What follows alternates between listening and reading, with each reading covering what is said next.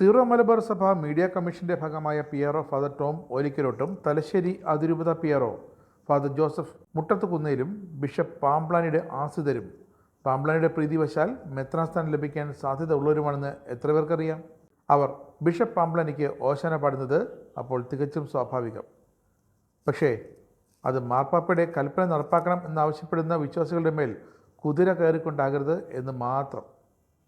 Father Tom ഓലിക്കലോട്ടും father Joseph മുട്ടത്തുകുന്നേലും അടുത്തിടെ കുർബാന വിഷയത്തിൽ ഇറക്കിയ പത്രക്കുറിപ്പുകളിൽ ഗൗരവകരമായ തെറ്റുകളുണ്ട്. വിശ്വാസികളെയും മാധ്യമങ്ങളെയും പൊതുസമൂഹത്തെയും തെറ്റിദ്ധരിപ്പിക്കുക എന്ന ലക്ഷ്യത്തോടെയാണ് ഈ രണ്ട് പത്രക്കുറിപ്പുകളും അവരിറക്കിയിട്ടുള്ളത്. എറണാകുളം രൂപതയിൽ പാംപ്ലാനി പിതാവ് നടപ്പാക്കാൻ ശ്രമിക്കുന്ന വിമത അനുകൂല നിലപാടുകൾക്ക് സിനഡിൻ്റെ അംഗീകാരം എന്നതാണ് പത്രക്കുറിപ്പിലെ തെറ്റിദ്ധാരണജനകമായ ഒരു വാക്ക്. സീറോ മലബാർ സഭയുടെ മെത്രാൻ സിനഡ് മാർപ്പാപ്പയുടെ പരിപൂർണ അധികാരത്തിൻ്റെ കീഴിൽ പ്രവർത്തിക്കുന്ന അധികാര സ്ഥാപനമാണ്. മാർപ്പാപ്പയുടെ കൽപ്പനയ്ക്ക് വിരുദ്ധമായി സിനഡ് എന്തെങ്കിലും ഒരു തീരുമാനം കൈക്കൊണ്ടാൽ അത് അസാധുവായിരിക്കും. മാർപ്പാപ്പയുടെ കൽപ്പന പുനഃപരിശോധിക്കാൻ സിനഡിന് അധികാരം ഇല്ല. സീറോ മലബാർ സഭയിൽ ഏകീകൃത കുർബാന മാത്രമേ പാടുള്ളൂ എന്ന മാർപ്പാപ്പയുടെ ആവർത്തിച്ചുള്ള കൽപ്പന നിലനിൽക്കുന്നു. ആയതിനാൽ പാംപ്ലാനി പിതാവിൻ്റെയും അതിനെ പിന്തുണച്ചുകൊണ്ടുള്ള സീറോ മലബാർ സിനഡിൻ്റെ നടപടികൾ നിയമവിരുദ്ധം തന്നെയാണ്. അപ്പോൾ ആ പത്രക്കുറിപ്പിലെ ആ നിലപാട് തെറ്റാണ്. ഇനി രണ്ടാമത്തേത്, എറണാകുളത്ത് ഘട്ടം ഘട്ടമായി ഏകീകൃത കുർബാന നടപ്പാക്കും എന്നായിരുന്നു ആഴ്ചകൾക്ക് മുമ്പ് മീഡിയ കമ്മീഷൻ ഇറക്കിയ മറ്റൊരു പത്രക്കുറിപ്പിലെ പ്രസക്ത ഭാഗം. ഏകീകൃത കുർബാന പെട്ടെന്ന് നടപ്പാക്കണം എന്ന മാർപ്പാപ്പയുടെ കൽപ്പന ഇപ്പോഴും നിലനിൽക്കുന്നുണ്ട്. അങ്ങനെ വരുമ്പോൾ ഘട്ടം ഘട്ടമായുള്ള നടപ്പിലാക്കൽ എന്ന പ്രഖ്യാപനം പോലും നിയമവിരുദ്ധമാണ്.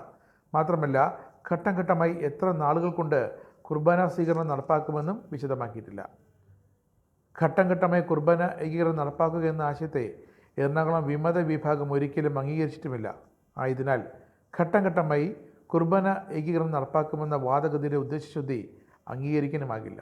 ഇനി മൂന്നാമത്തേത്, വിഘടിച്ചു നിൽക്കുന്ന ഒരു സഭാ സമൂഹത്തെ പൈതൃക സ്നേഹത്തോടെ അന്യോന്യത്തിലേക്ക് കൊണ്ടുവരാൻ പാംപ്ലാനി പിതാവ് പരിശ്രമിക്കുന്നു എന്നത് പത്രക്കുറിപ്പിലെ മറ്റൊരു അടിസ്ഥാനരഹിതമായ വാക്കാണ്.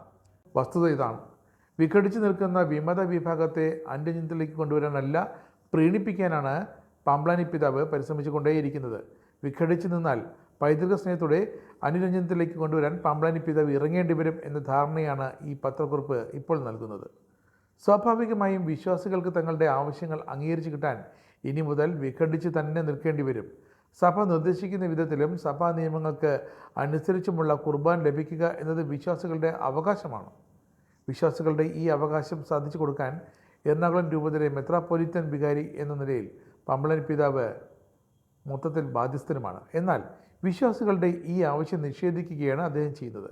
മാത്രമല്ല, വിഘടിച്ചു നിന്ന് സമരം ചെയ്താൽ പിതാവ് അനുരഞ്ജനത്തിൻ്റെ പേരിൽ ഇറങ്ങി വന്നവരുടെ ആവശ്യം സാധിച്ചു കൊടുക്കുമെന്ന ധ്വനിയാണ് ഈ പത്രക്കുറിപ്പുകൾ നൽകുന്നത്. ഇനി നാലാമത്തേത്, പാംപ്ലാനി പിതാവിനെതിരെ പ്രതിഷേധിക്കുന്നവർ സഭാവിരുദ്ധരാണ് എന്നുവരെ പറഞ്ഞു തങ്ങൾ നിഷ്പക്ഷരല്ല എന്ന് മീഡിയ കമ്മീഷൻ വീണ്ടും തെളിയിച്ചിരിക്കുന്നു. സഭാ നിയമം അനുശാസിക്കുന്ന കുർബാന തങ്ങൾക്ക് വേണമെന്ന് ആവശ്യപ്പെടുന്നവർ എങ്ങനെയാണ് സഭാവിരുദ്ധരാകുന്നത്? ഈ ചോദ്യത്തിന് കമ്മീഷന് കയ്യിൽ ഉത്തരമുണ്ടോ? വിമതപക്ഷത്ത് ആളുകൾ കൂടുതലാണെന്ന ഒറ്റ കാരണം കൊണ്ട് മാർപ്പാപ്പയുടെ കൽപ്പനകൾക്ക് വിരുദ്ധമായി അവരുടെ ആവശ്യങ്ങൾ അംഗീകരിച്ചു കൊടുക്കുകയും അവരെ ഉന്നത സ്ഥാനങ്ങളിൽ നിയമിക്കുകയും ചെയ്യുന്നതും മാർപ്പാപ്പയുടെ കൽപ്പന നടപ്പിലാക്കണമെന്ന് ആവശ്യപ്പെടുന്നവരെ സഭാവിരുദ്ധരായി മുദ്ര കുത്തുന്നതും അനീതിയാണ്. കത്തോലിക്ക സഭയുടെ ധാർമ്മിക ദൈവശാസ്ത്രമനുസരിച്ച് തലകളുടെ എണ്ണം നോക്കിയല്ല നീതിയും അനീതിയും തീരുമാനിക്കുന്നതെന്ന് കുറഞ്ഞപക്ഷം മിത്രന്മാർക്കല്ല, സീറോ മലബാർ സഭയുടെ മീഡിയ കമ്മീഷനെങ്കിലും ഒരു ബോധം വേണമായിരുന്നു.